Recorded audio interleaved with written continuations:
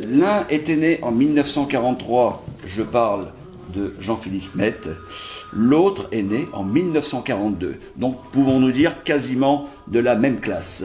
Ce soir, j'ai le plaisir et ô combien l'honneur de recevoir Monsieur Loncris, alias Christian Blondiot. Bonsoir Monsieur Loncris. Bonsoir Monsieur.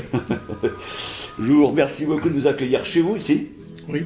On est en toute intimité pour parler de ces 30 ans d'amitié avec Johnny. Ben, c'est préférable. Voilà.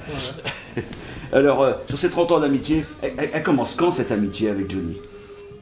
Il avait 16 ans, j'avais 17 ans. Et ça donne quoi, 1958, voilà. Et je demande au disque jockey, sois gentil, sois sympa, passe-moi ce disque américain, c'est du rock'n'roll.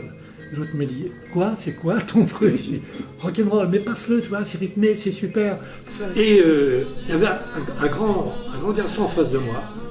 Et je me rappelle parfaitement de ses vêtements, de la façon dont il était habillé. D'abord, il avait une coupe au rasoir, blonde, il avait les cheveux blonds, coupe au rasoir, car c'était très à la mode. J'ai lutté, moi, la coupe au rasoir. Et il avait un pantalon de flanelle gris et une veste en cuir noir. Et il patinait. Et tout d'un coup, on se rejoint tous les deux, parce qu'on ne se connaît pas. Et donc, je rencontre ce jeune homme, et il chante la chanson. Et je chante la chanson. Et on se regarde, on chante ensemble la chanson. On me dit, mais tu connais cette chanson, toi? Et l'autre m'a dit, oui.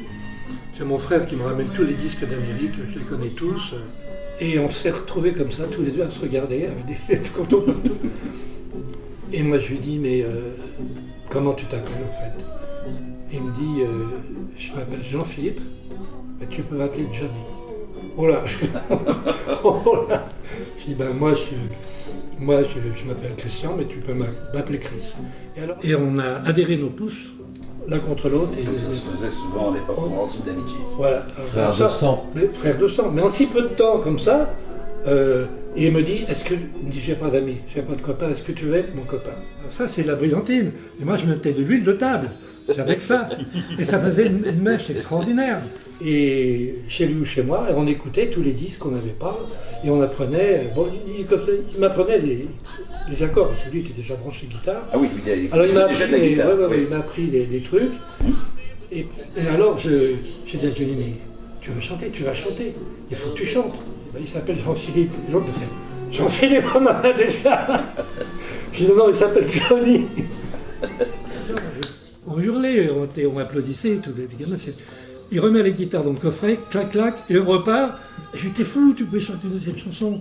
Ah, j'étais mort de trouille, je suis mort de trouille. Mais est-ce que j'ai pas été ridicule? Je dis, t'es fou, t'es super, mais les jeunes n'attendent que ça. Un chanteur de rock français, ils n'attendent que ça.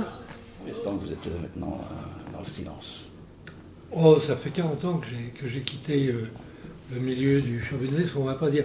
Bon, j'ai quitté le milieu du show business il y a 40 ans parce que je dois le reconnaître. Quand il y avait une fille qui passait, il la sifflait pas, c'était salut, je peux vous chanter une chanson, tu vois, c'est tout.